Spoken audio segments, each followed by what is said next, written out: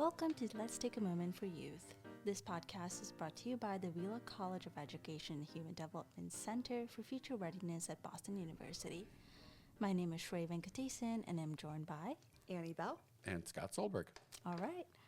The Take a Moment series is designed to explore innovations that create opportunities for all children and youth to develop their full potential.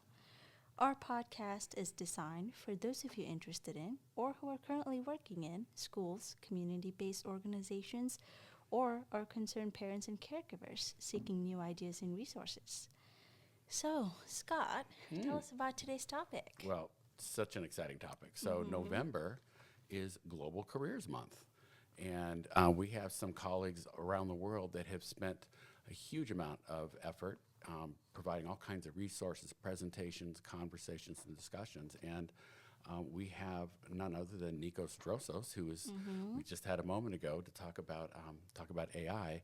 But Nikos has been heavily engaged in this whole Global Careers Month, and excited, Nikos, to have you back on to talk about this. Now, as we indicated before, you're a professor over at the European University in Cyprus, but you're also living in Athens and connecting both Greece and Cyprus efforts around this work.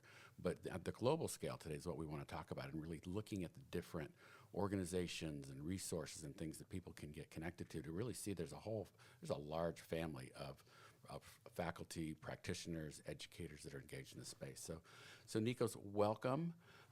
And maybe just a little short, brief thing, maybe especially around the mental health work that you do in this space as well, just to give people a sense that you're not just a professor working in a lab, you're actually out in the community doing great work. So welcome, Nikos, and so glad to have you back. It's nice to be with you. It's nice to be again with you. So I'm very excited for today.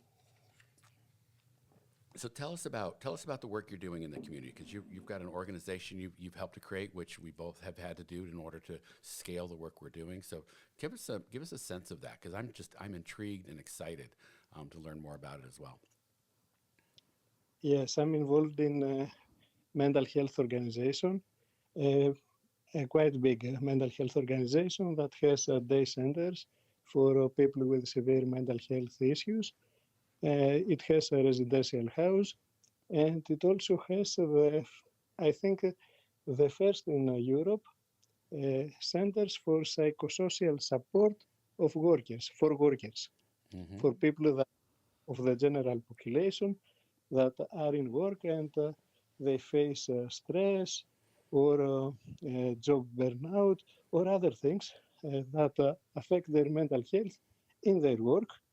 And we do interventions in the workplace, and they can also come to our centers and receive career counseling services, mental health services, psychotherapy, brief psychotherapy, etc.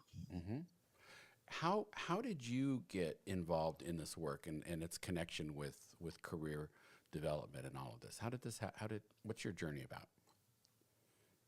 This journey started almost, I think, 15, 17 years ago, when the organization wanted to set up the first centers, offices, to help people with severe mental health issues to reintegrate the labor market, to find a job, find an employment. So they needed help in establishing these services, and I was in charge of creating them.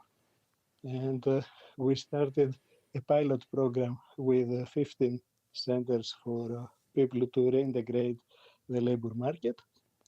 Then, unfortunately, we had the financial crisis that affected the whole world, and especially Greece. And this is before COVID. This was another financial crisis prior to COVID. Yes, it was the financial crisis of 2008, and it was a major crisis in Greece because we were almost out of the Eurozone. We had a referendum actually that kept us in the Eurozone, and then in 2020 we established the 5 uh, specialized offices for supporting employment for people with severe mental health issues. And from the next year, we will have 8 more centers like that in the entirety of Greece. Wow. You know, it's amazing, Nikos, and so much that I think when you and I talk together, there's so much we don't have to explain. And when you're working on the ground like that and you're shifting whole systems, it gives you, I think it gives us a real perspective of the kinds of people it takes, the care that's out there, the passion that's out there, the organizations, and it's not just a silo. We have to really work across sectors, and also the connection then between policy, the research we need to drive that policy, and then the practice implications and how we can make it real and accessible for all of our for our community. That's something that I'm telling to my students, that our role is also advocacy. We have to be the voice of the people who don't have a voice right now, to help them for self-advocacy, but in the same time, to actually try and reshape the policies to assist their needs, to help them reintegrate the labor market, for example. There was nothing before. There was no organization assisting people with mental health issues get in the labor market. And now we have these 5 offices. We are developing 8 more. So things are changing. Before there were only the social firms. And actually when we began in early 2010, there were only 15 social firms in Greece. Now we have 32. Wow, that's fantastic. Do you have a story? Is there an individual or something that really shows the kind of transformation that this kind of work can do for the lives of our individuals with those severe mental health challenges? I can tell you a story from the first days, from the first years that we were. It was a young man. He was 25 when he came to us. He told us that he was diagnosed with schizophrenia when he was 17 years old in high school. He had 1 more year to finish high school. He managed to finish high school, but due to the stigma, afterwards, he stayed at home. His psychiatrist told him that he is incapable of working, so he was at home with his parents, a lot of quarrels. You can imagine a young man staying with his parents, always together, always in the house. Not a very good situation. And when he was 25, his psychiatrist retired, and his new psychiatrist told him, "You are a young man, you have to work, you have to do something with your life." And he referred him to us. We discussed about going to university or something, but the young man just wanted a job, so he got a job in a social firm with our help. At first he was a waiter, then he was in catering, then he was in charge of catering, and now, almost 15 years after that, he is married, he lives on his own, he is in charge of the catering services, so his whole life has changed. Wow, I have tears. I always get tears on these stories because we know just how many young adults and adults with mental health challenges and other physical disabilities or other kinds of pieces, how much they struggle to find meaningful, employment, decent work. And it's just awesome when these are the stories that can help us all say, oh, we can do this. This is possible. And so, Nikos, that's just a phenomenal story. Thank you. Thank you. And the thing I wanted to add is about relapses. Before he came to us, he had 4 to 5 relapses per year. After that, it was 0 to 1. Wow. So work is actually therapy. Yes, thank you. You know, I was just talking with our university president. I had breakfast with her. It was very special, but I was talking about some of these issues. And she was saying that on the university campus, yes, we have a mental health challenge, but the students want more career development. And it's like, right. And we can do mental health through career development because it's about purpose and hope. It's about making sure we're using our time in ways that are meaningful for us, right? And it makes total sense. And the data all supports that it does help manage through those things. So yes, Nikos, exactly. That's just, again, phenomenal story. Really captures the whole essence of the work we're trying to do. And you mentioned advocacy is at the core of all of this work. It's so important. Great. Well, let's talk about Global Careers Month. So can you just explain to our listeners, probably all five, I don't know, I think it's three of us and maybe our parents. But if you could, is there a few more than that? Okay, good. So. All right, good. Well, one of my neighbors is excited as well, so we've got one more. Good. But can you just explain to our listeners, what is the Global Careers Month and who's involved and how have you been involved? The Global Career Month is actually a month dedicated to career development, to raising awareness of career development, of the challenges that people are facing when transitioning between jobs, when transitioning from a school to university or to work. And it is a month dedicated to understanding the challenges of the current, of the contemporary world of work and for people's career development. And this was established by several organizations, CEDEFOP, ETF, the International Association for Vocational and Educational Guidance. And there was a call for everybody that is doing things regarding career development and career counseling and career guidance and careers in general to promote their work via the Global Career Month. This is actually an opportunity for people from USA to learn from people from Europe, for people from Europe to learn from people from Asia, and each practitioner learn from other practitioners in other countries, learn from academics, academics learn from practitioners.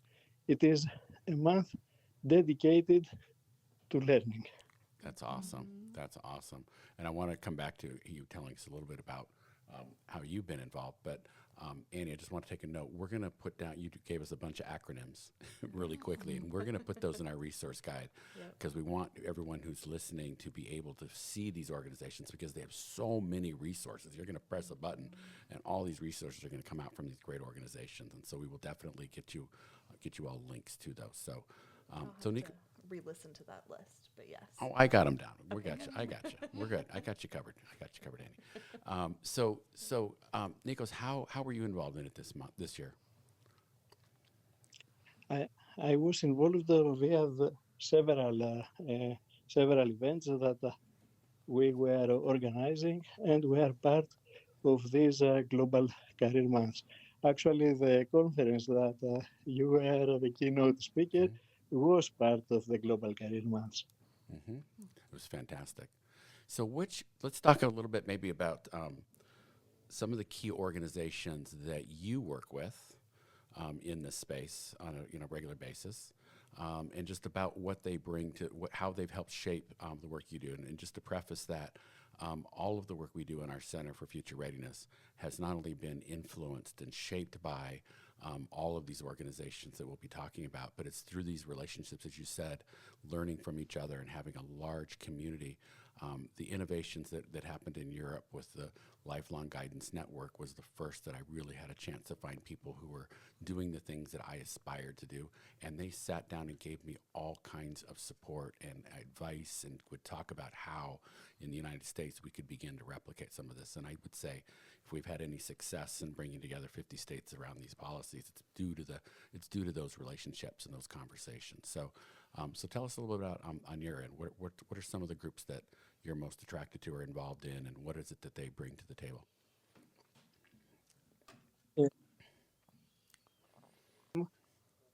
The co-coordinator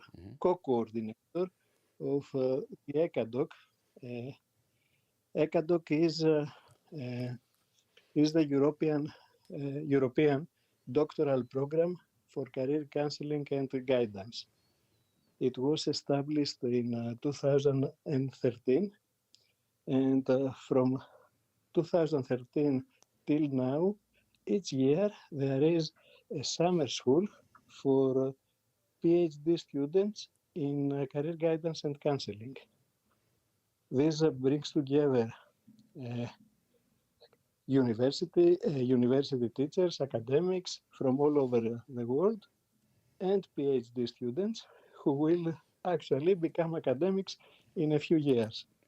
So we create a community of people that when they will actually become academics, they will know each other, they will know people from other countries, they will already have joined studies.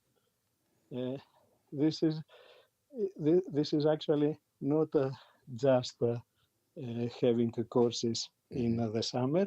It's about building connections between people. Yes. Phenomenal. And just a little bit, tell us, it's a unique structure. I've had the honor of being part of a number of them. And when Kosovo, we helped, really shape it around a lot of the social emotional learning work that we were doing. It's as an academic, it's a phenomenal experience. But talk about the structure that's so unique and how you manage this. Let me just tell you that we have already more than 350 people having attended the summer schools. Wow. So you can imagine such a vast network of academics, of young academics that are in the same discipline. It's actually an opportunity that every PhD student should take advantage of. And it is a pity that when I was a PhD student, there was no such a thing. I know. Yeah, that's always true, isn't it? What you're describing is so phenomenal. I know in participating in one of them in Kosovo, one of the doctoral students just happened to be in Canada and had a couple of extra days and wanted to visit us in Boston. And we spent a week, and it was really just helping on that dissertation. We had helped frame it in Kosovo. We helped talk about the different details, and now they were ready to analyze and figure out what to do with this mountain of data. And so we got another week with them to just kind of coach through. These are lifelong relationships that we're creating, and it's the mentoring and the access to this when they need it that is just such an amazing asset that you've created. It's just incredible. This was set up in 2013 via the funding of a European project, an Erasmus project, and it continued. It was sustainable after the funding was terminated.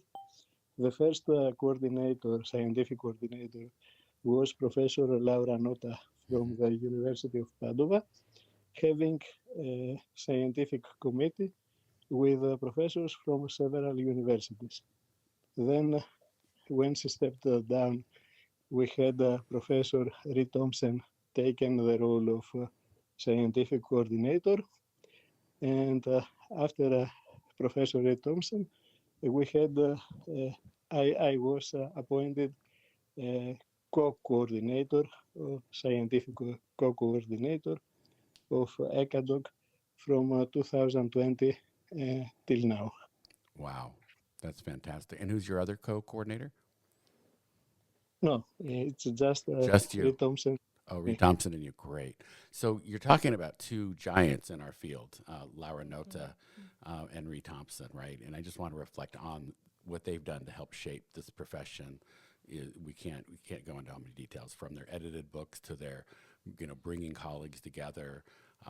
Laura Nota, I consider her a sister. She's just amazing, and we've been together for so long. And the work she does and the passion and advocacy that these two individuals bring is just amazing to be being able to work with them and be part of that whole process. Yes, I totally agree. Both Laura and Ray, they are amazing. Yeah. They are amazing. Yeah, That's fantastic. And I'm really jealous that Tristram got to visit Ray up in Greenland over this Thanksgiving holiday in the United States. I was like, oh my gosh, look at all this great stuff they're doing. These relationships we're building, they're just fantastic. So, so talk a little bit about the. Oh, sorry. Go ahead, Nikos. Yes. Sorry, I lost you for Oh, a I'm minute. sorry. I'm sorry.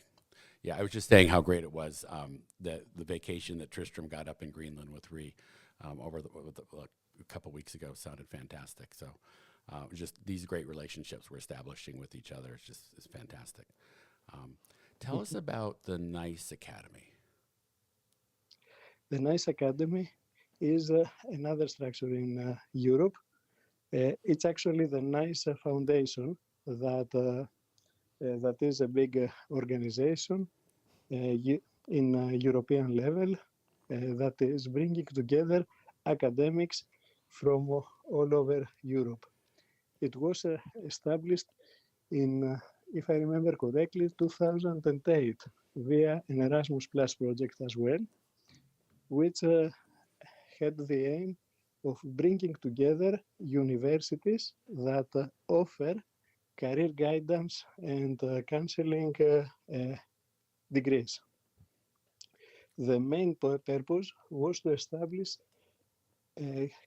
joint competencies that each master program should offer.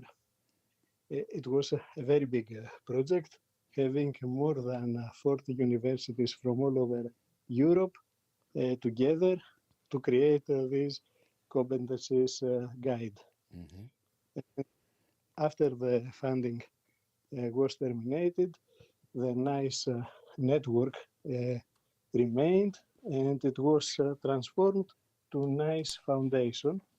I was a part of it from the very beginning, from the very first years of the NICE, and now the coordinator is Anne Sand from the Canterbury Christ Church University. Yeah, and Anne is another one that's just, Anne Shant is fabulous and also just such contributing so much in this space. And just to kind of note on that, I mean, I've been a huge fan of the guidelines that you've all put together for practitioner development. And what I love is having very specific skill sets for different levels in the system, whether it's an advisor level, a counselor, but also a professional who's also evaluating and designing program level policies and practices as well. It's inspirational, and I think it's a global resource that everyone can be using. Just your thoughts on that in terms of as you're seeing it, did you ever imagine just what an impact this was going to have around the world? It was actually very difficult at first because each university had its own standards. So coming together, trying to find joint joint principle at first. Mm-hmm. It was very difficult, but at the same time, it was very inspiring working with people from other universities, finding different ways of thinking about careers. At least to me, it was a unique experience, Mm-hmm. and a very nice a very nice result was that each year we had the NICE Academy. At first it was called the NICE Conference, then it was the NICE Academy every year, bringing together not just academics, but also practitioners. So, and I think that you were the keynote speaker in Kosovo, if I remember correctly. Mm-hmm. Yep. Yeah, it was amazing. Yeah, Mm-hmm. yeah. I was invited as the keynote speaker in the next year in Latvia. Yes, Latvia was amazing. That was a fun experience. I really Yeah. enjoyed that conference as well. In fact, yeah, it was just one of my favorite conferences of all time. It was amazing. We had Gideon Al-Romani from India there and had some great conversations with you and just the walks we could take. It was fantastic. And that's the kind. It's this collegial relationships across the world that is just so fascinating to see how we're all viewing what needs to happen in the same way, and then we're learning new innovations that everybody's been trying. But let's talk a little bit about some of the people who helped really guide the initial publication and getting it down into something that could be tangible. I'm thinking about Johannes and Ree and others. Who were the people that really guided this process? It was a lot of people. Mm-hmm. Actually, I'm afraid I might forget. I know. That's Some. why I was going to you, because I know I'm going to forget too. It was Laura Nota. Okay. It was Peter Weber. Yes. Reed Thompson, of course, Mm-hmm. and Johannes, who at this point he actually managed to do all of the administrative work that was needed, and Johannes was a graduate student. yes, he was a He's graduate, a graduate student. student. And then he became leading this whole, it was so exciting to work with him. He had such a great way of being in the world. It's just amazing. And I know he's kind of gone on now to his professional work, but miss him dearly. Yeah. And, we also had the first nice academy that I went to. I don't remember where it was. Might have been, I don't know which one it was. Could have been Bratislava or, yeah, it might have been I don't know which one it was. But I got to listen to Ronald Sultana talk for the first time. And wow, he's passed away. We've lost him. What an amazing thinker. And I can't think of anyone else. I know we've got some in their place that are, there's many that are still doing this work at international, but his understanding of how to translate this work into lower and middle income countries and Middle Eastern countries was fascinating, and his passion and his sense of advocacy was unparalleled. And it was just inspiring to just be in the room, hearing how he thinks about things. And Ronald Sultana was a professor in the University of Malta, and he actually understood how interconnected career guidance and social justice are. He understood career guidance as a part of social justice. So his work was really inspiring, and he understood that you have to take into account the context, always take into account the context. We had a lot of discussions because I'm in Cyprus, which is a state island, and he was from Malta, also a state island. And we had a lot of discussions about how career guidance is affected by the very fact that we are a very, very small community, a very, very small state, and how different it is from USA or other countries. Yes, exactly. And let's just spend a second, and then we're going to bring Annie and Shrey into the conversation. They've got some questions, or they got some things they're excited about some of your resources, and they want to talk with you about those. But just one more thing about Ronald and what he did in that space of context. So much of the work we do is about creating opportunity. And it's not just giving a student an assessment tool. It's not just giving them advice. In fact, we're trying to go away from that more with our narrative work and really discovery work. But it's also trying to get access to some of those resources, some of those opportunities, role models, people that are really inspiring, so that youth can see the possibilities that they can become and have people that are surrounding them with encouragement. It's about getting them access to the learning and the training and things like that. And that's the focus that I think he brought to this work, and really reminding us that the work doesn't begin and end with our client. It begins and ends with building a better community. Yeah. All right. Okay. Yeah, I miss him dearly. Okay. Annie, I think you've got some, you want to I can jump in. take over the conversation. Yeah. I think that actually flows pretty well. So, Nikos, the book that I was, that Scott shared with me after he got back from the conference was Career Services for Mental Health Needs, which is not in employment or education or training. I will get. We don't use that term in the United States, Nikos. No. We call them opportunity youth, which is not, for me, I don't know what that means. I do know what it means, but it's just not my favorite term. But needs is good. Needs is what they were in this book, and it's the work toolkit. And I loved the emphasis throughout the book on networks and supports and the necessity of having networks and building them not only professionally, which I feel like you two sort of really supported the need and the benefit of that, but also within communities for young people and those with mental health challenges getting into education and training and the workforce. So I wanted to ask, I feel like maybe I heard some of the inspiration behind this book, but what was the sort of main moment that led to the development of this toolkit? It was actually the experience. Mm-hmm. When we started having the career office, the supported employment office for people with severe mental health problems, Mm-hmm. the majority of the people that came to us were over 30. Mm. And they were over 30 when they were diagnosed with mental health issues, when they were 17, 18, 16. So they came to us being out of work, out of education, out of training Mm-hmm. for almost more than 10 years. Mm-hmm. Wow. This meant that they had actually many disadvantages that were not directly linked to the mental health issue, but to Mm-hmm. the fact that they were needs, that they were not in employment, not in training, not in education for Mm-hmm. such a long period of time. So we wanted to make sure that people will not stay without career service for a long time.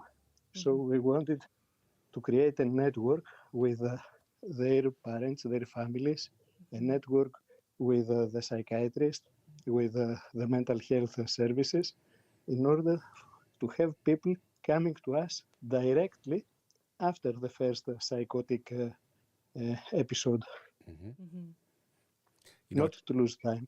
not to lose time. And I think just to sit on that point, I think it's pretty clear that when you're out of the workforce, you're not developing those skills, right? And there's such a loss. It's like you're starting late, and you're at the starting line. Whereas if you had been working there during that whole time, you're gathering new skills, and that increases your opportunities down the road. So this issue of taking 10 years before you start in the workforce, it's a huge impact on one's life, on their family, the community, and everything else. Mm-hmm.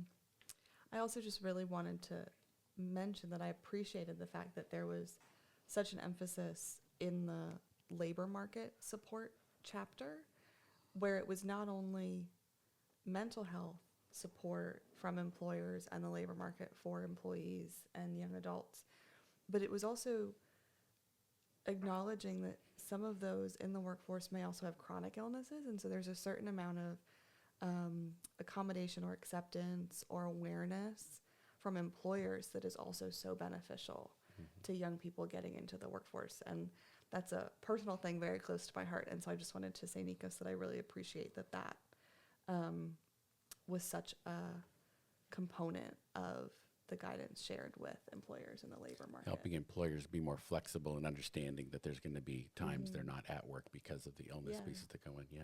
And also the mental health implications of chronic illness. I think that is very hard on people. Yeah. Nikos? And we are actually talking about supporting both the person and the employer Yes. uh, Yeah. throughout the employment period. Mm-hmm. Because in order for people to stay in work, it's not just finding a job, Mm-hmm. it's staying in employment and creating a life that you are actually satisfied with. Mm-hmm. And so they need continuous support as long as they need it. Wow. Yeah. That's so great. That's so great. It is. So yeah, wow. I know you're fired up about this toolkit. I am. I really am. I am too. feel like one of the things that I appreciate so much about working at the center is that as someone with a chronic illness, I can show up how I need to show up on days where I'm not doing as well. And one of the things that I always come back to is like, that's not the norm in the labor market. That's really not. And there are so many people I hear who have the same chronic illnesses illnesses as I do, who talk about how they're out of work and they're on disability and they've never been able to find an employer who accepts that, you know, good days and bad, and that they need sometimes a little bit more grace to show up to work and or with how they show up to work. And so no, I sort of count my stars that I've not only ended up in sort of the like career guidance, workforce development arena, but also that I was lucky enough to end up with one of those professionals as a boss who understands, you know, about being an employer that offers that support. You know, you make it easy though too, Annie, because you bring so much to the work that you do, right? When we first met, Nikos, within 5 minutes, I realized, oh, I need you on our team because she's so creative, and so she's always looking for solutions. And I could just say, well, here's the problem, and then boom, 10 ideas come popping out, right? So it's that finding that optimal environment that you need, and sometimes it's the environment that's more important than the task.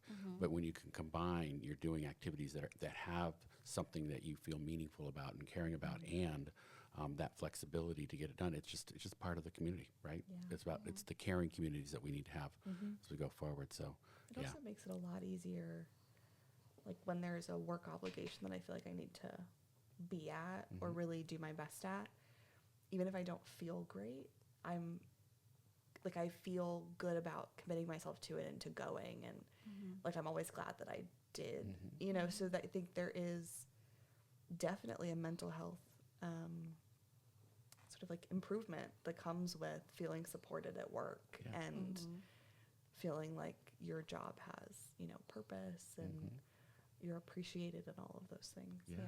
It's awesome. Wow. Sure, you have to follow that. All right. So, Nikos, I wanted to talk about your other resource, which is the Art for Sci toolkit, promoting social inclusion through art. So I picked up this book just actually right before this podcast. Wait, what? Homework? What happened? And I had a chance to read the introduction. I picked up this book because it's like very close to my heart. I am currently in art therapy, which has been really, really awesome. And I was like, it's been 3 or 4 years since I was diagnosed with bipolar, but I had never tried art therapy before until a couple months ago. And that's been the most effective method that I've ever tried. So I just was wondering A, what inspired you to write this book, and B, if you could tell us a little bit about the history of using art as a means of social inclusion. Yes, this was actually also came as a result of our experience in the mental health organization that I ran. We always had a focus on art, and we established a theater group in early 2008, and we had several performances per year. We had played Shakespeare and other plays as well, and what we had seen was that it was very beneficial for the mental health service users that in the same play we had actors that were users, mental health service users. We had actors that were psychologists, that were social workers, or that were from the community. And in some of the plays, I took part as well. And I'm not a very good actor, so I had some colleagues, some users actually, that came to me and told me, "You are not doing it correctly. You should do it like that. You should." It was really beneficial for them to see that we are together and we are not separated, we are not segregated, we are all together in the same play, having the same difficulties, overpassing the same difficulties, and we wanted to see how how we can actually work with people from other countries doing the same thing. And we worked with a theater group from Belgium and a theater group from Italy as well. And we tried to do exactly the same, to have one common and one from the Czech Republic, and to have a common theater play all together. And this happened during the COVID. Wow. And according to the project, we should go to the other countries and have a common rehearsal, joint rehearsals. It was very difficult. We only managed to go to the Czech Republic, and all the other joint rehearsals were done via iPhone, via Zoom, via Skype. But the result was great because in the end we actually had a joint theatrical theatrical performance. All the performance was written by the users themselves. So we had users from 4 different countries writing the theatrical play and doing it in 4 different countries. Wow. Wow. Yeah. That's just incredible. And were these recorded? Are these available to see? Yes, they are recorded, they are available, and with subtitles. Perfect. So we will put that on our So resource list too. Yeah. Yeah. yes, I can send you all the links. Oh my gosh. So it's so interesting. I mean, inclusion is inclusion and belonging. Those are the 2 core issues, period. Yeah. Whether an individual with a disability, mental health challenges, it's for everyone, right? And yesterday I was interviewed by some undergrads in our School of Communication who had witnessed individuals, young youth with disabilities doing a performance, a sculpting performance in the public. And they wanted to know from my perspective, what was the value of this? And I was just, unfortunately, was in tears a lot of it too, because I'm just so passionate about this as well, as we all are. But what was amazing is you take Augusto Boal was famous for having taken Paulo Freire's work around becoming critically conscious about the kinds of oppression that go on and the social inequities or the structural inequities that affect our lives. And this idea of using action theater and sculpting is a part of that, where you're communicating your experience and it's your voice and, in a sense, your imagery coming through in public spaces. What a great way to help the community see that here I am and I belong, right? And it's on my own terms. And just that ability to think about them in a theater setting where they're able to express, and the therapeutic components to that sense of power to express myself, and with, as you said, with a whole community. It's amazing. So Nikos, I just, any thoughts on that? I just think it's so amazing. And just to add, this was done by one of our day centers back in 2010, and till now we actually have theatrical performances every year. This project was done during the COVID period, but after that we actually submitted a proposal to the ministry to have day centers particularly centered around art, mental health via art. That's awesome. And From what the Ministry of Health, 3 day centers in Greece that are providing therapy via art. Wow. And what kind of art is going on in that space? Different kind of art. They have theater, they have music, they have dance, they have painting, a lot of different things. It's not specified, so each center can actually develop its own method. Mm-hmm. But it's around all kinds of art. Wow. Wow. Shrey, what about what's the art that you're drawn to? I do some air dry clay stuff, which is Mm-hmm. what I've been doing more recently. So that's been super helpful because it's both mindless, but also just something that you're doing with your hands, like you're Mm-hmm. really in it. Which is super nice because Mm-hmm. it really like helps me like calm down, but also it helps me to like balance. Yeah. Yeah, Yeah. which Yeah. has been really great. No, it's fantastic because that whole tactile component to it, and I used it a lot when I was practicing therapy as well. It's just to have clay there, and if that's a modality to help support and really center, but also become access some of the creativity and things in the conversations was great. But I also saw jewelry involved. Tell us a little about that because I want to come back to Nikos on that. Nikos, I did not know this about Shrey that he loves jewelry stuff, and we'll talk a little about what we did in Greece and what I brought home.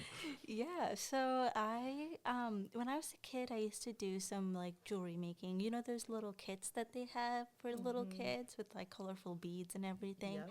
So I used to do that a lot because my cousins and their parents in America would like buy presents for us, and that's when like I that's would so fun. get the jewelry stuff every year. And it was super fun because it was like also just something that like I'd never done before, but also just again mindless because you just kind of pick your own things, and I like the organizing aspect of it as well. So I got back into it a couple months ago, actually.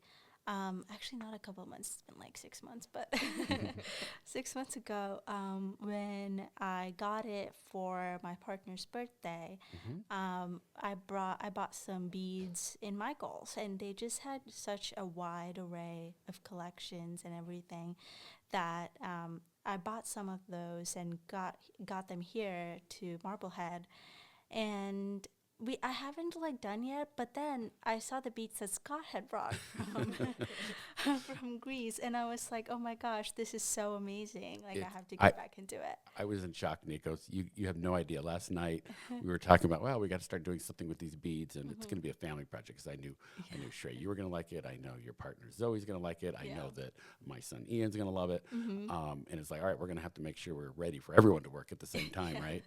Then you brought your beads out, and Nikos, you have no idea the same colors that we have that we bought. We went to a wonderful store in Athens, and poor Nikos, I made him go twice because I went once and I got some beads, and I spent so much time there trying to pick them out. And it felt like it was like 30 yards of beads. It was it was immense. It was overwhelming. Yeah. So it's like the next day I was like, I need to go back and got a whole nother set of Yeah. beads. So Nikos, this is amazing. I tell you, just the kind of connection that had in the art and just the excitement that we have, from this. It's so powerful. But poor Nikos, you have to drag him around all the places like that. Any thoughts, Nikos? Actually, it requires a lot of patience, and I'm not sure I would be able to do it. Oh, you're talking about patience But taking me around Athens, or you're talking about patience doing jewelry? I'm not sure which that was. patience doing jewelry. Oh, okay, good. Yeah, I know. I agree with you. Yeah. In fact, there was I'll tell one more story, and then we'll need to close. But I've got one more story on that. So when I was doing this work in Wisconsin, there was a Native American counselor talking about supporting a young woman who was having struggles in college and was ready to drop out. And it was a Native student and came in, and he just watched and listened. And it's a story about self-efficacy, and some of the sources of our confidence comes when someone points out that you actually have the skills to be resilient and to persist and thrive in a particular set of environments. But you just need to apply those, right? But you do have them. Now we're going to apply them in this space. So he was noticing that she had beadwork and Native American beadwork. This is really intricate, and I think, Nikos, I'm the same way with you. I don't think I can do it. I don't think I have the patience to do that. And so he just kind of stopped the conversation and said, oh, I noticed you do some beadwork. She goes, yeah. Well, tell me about that. And so she lights up talking about all the beadwork and how she does. And then he just simply says, are there times When it's hard? Yeah, there's times, I just kind of make a mistake and I go to bed. And what do you do then? Well, I take a break from it for a little bit and then I come back to it. And his comment was, yeah, college is a lot like that, right? Yeah. Amazing, amazing. So the empathy, the power. Wow, okay. Nikos, this has been fantastic. I just want to thank you so much for taking the time for this. Your work is inspiring. Our friendship is inspiring, and this has just been a really fun conversation to kind of learn more about the work you're doing. And then, am I doing the thank yous here in the closing? Yep. You're doing the thank yous. I am. Okay. I'm doing a little bit of the All right. closing. We'll get there. Okay. Yeah. We've got this coordinated. We're practiced. We are a well-oiled machine. I'm just going to interrupt and make it a slightly less well-oiled machine. It's snowing right now. Oh, we're getting snow. Oh, good. We have holiday season here. So my gosh. there we go. I'm really excited. Me too. You're excited about our first snow? That's fantastic. All right, Nikos, thank you. I just want to give you a chance. This is just so fascinating. It's just fascinating and wonderful. Thank you so much for being with us. Thank you for having me with you, and it was very nice meeting you all. All right. You too. And thank you for those listening for taking a moment for youth to access resources from today's conversation. Go to our Center for Future Readiness YouTube channel. You'll find links to all the resources and many more. I'm not going to say that our resource portal is up because it's still not there, but it's coming soon. I hate that word soon. I don't know what it means soon. Does that mean what? Days, weeks, months, years? We're not quite sure. So we'll stop It's there. imminent. So Shrey. Yep. We hope you'll join us here on Take a Moment as we continue to discuss future readiness. At Wheelock College of Education and Human Development, we are looking for undergraduate and graduate students who want to transform the lives of children and youth throughout the world. As a researcher with the Center for Future Readiness, we are especially interested in those of you ready to become the next generation of school counselors and career development professionals. So goodbye from me, Shraven Gateson. Goodbye for me, Annie Bell. And goodbye for me, Scott Solberg. All right.